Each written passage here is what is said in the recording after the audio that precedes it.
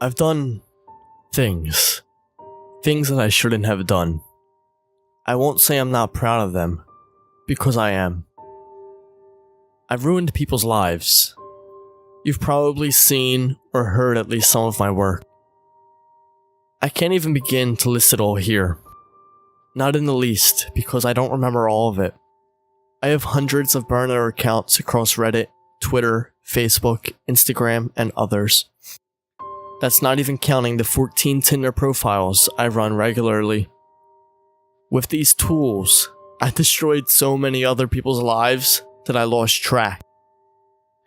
But I remember the worst ones. There was a girl vlogger on YouTube who did makeup tutorials and other boring crap. Very sweet girl. Doing YouTube on the side in college. She wasn't the most popular, but her audience was devoted and constantly gave her almost 100,000 views per video. Finding her was a happy accident, really. I was scrolling through one of my Tinder accounts and happened upon her profile. In it, she mentioned she was a vlogger. I realized I had an opportunity. My Tinder profile was that of a guy straight out of a romantic comedy. Tall, dark, and handsome. The pictures were from some obscure male model on Instagram. The vlogger took the bait, and we began talking back and forth. This wasn't the first time I had catfished someone, so I knew all the right things to say. I played a sensitive yet mature medical student whose dream was to start a free clinic to help inner city kids. The vlogger was in love with me after a week. I played it slow, reeling her in a little bit each time. She linked me her YouTube channel, and I fed her some BS about how amazing it was. We texted almost every day for 2 months, about everything. Her parents were extremely religious and conservative, and she was happy she was away at college and out from under the thumb of them. She wanted to Skype or call on multiple occasions, but I was able to come up with some excuse every time. Finally, in the middle of a particularly intimate text conversation, she sent me a nude photo. Before I even responded to her, I posted that photo on every single one of her social media accounts and linked it in the comments of a dozen of her YouTube videos. The response was devastating. Every day for the next 2 weeks, that photo was posted by hundreds of other users all over the internet. The vlogger was harassed constantly. Every new video's comment section was clogged with slut and whore. Her Twitter timeline was filled with that photo, over and over. Finally, she deactivated her YouTube account and deleted all of her social media accounts. Her last video was her sobbing in front of the camera, talking about how her parents had pulled her out of college after someone sent them the picture. I watched that video 100 times. The power, the control I felt was exhilarating. I had crushed a human being's life and changed it forever without a second thought. That was the beginning. I was obsessed with the feeling that power again. I was good at what I did. I had a dozen accounts that I used to spam hate at a popular Twitch streamer with. Finally, he snapped and called one of them a racial slur during a live stream. The backlash was swift and vicious. He lost thousands of followers and all of his sponsors. Without the money, he had to abandon streaming and go back to working some dead-end job full-time. Another time, I dug up some old tweets from a reasonably well-known actor and spread them around online. These tweets contained some ridiculously offensive jokes and were quickly picked up by the outrage mob that is the internet, and accumulated with the campaign to fire the actor from the TV show he was starring in at the time.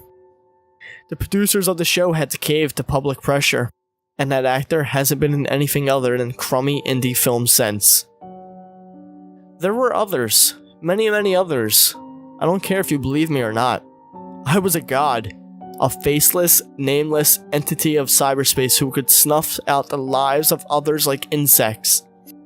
I spent every waking minute I could looking for new targets, monitoring my many accounts.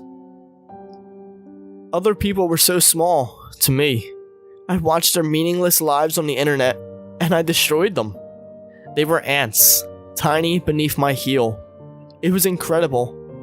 In our world today, people put everything online. and I could take it all away. Until yesterday.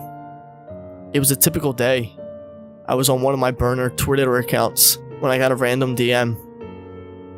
I would have ignored it until I realized that it was from one of my own accounts. I was baffled, so I opened the message and it read, "I know who you are." Odd, but I dismissed it as a weird virus that I must have got. I logged in and deleted that account and was about to forget about it when I got another DM from another one of my burner accounts.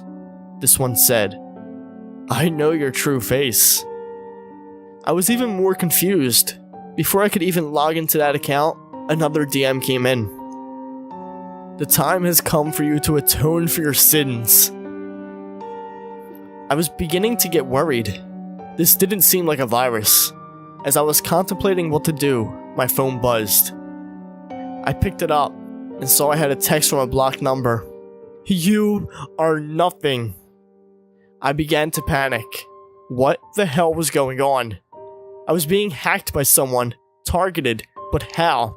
I had always been extremely careful, never using one account for too long, never revealing any personal info. My PC was heavily encrypted. How could someone have gotten into my accounts and have found my phone number? This was bad. It got worse. I was going through my multiple Facebook accounts and changing passwords when I noticed one of them had a new post. Fearing the worst, I clicked on it. It was a list of everything I have just told you. Names, descriptions of my crimes and victims, list of people whose lives I had ruined, confessionals of things I had done, and it ended signed with my full name, social security number, and home address. I panicked and deleted the post. Had anyone seen it? How could this be happening to me? A shiver of fear went down my back. If this had been posted on one account, I logged into another account and another and another. The post of my crimes was on every one. I deleted them as quickly as I could, but I had many accounts, hundreds of accounts. Everything I had done, from behind the anonymity of a computer monitor, all of my careful manipulations and lies that I had thought could never be traced back to me. All of it had been exposed. I haven't left my apartment since this happened. Someone out there is watching me, waiting to punish me. I don't know what to do. I went to dial 911 a while ago, not even knowing exactly what I would say, but my phone buzzed with a text before I could finish dialing. It contained a single word. Don't. They are watching me. Hidden cameras in my apartment, maybe? Or did they hack my webcam? And are they watching me as I type this very moment? I don't know. I don't know. Any moment they could come for me. How is this happening? I had power. I had control. I had ruined people's lives with the click of a mouse. Now, I am nothing. Now, I am small.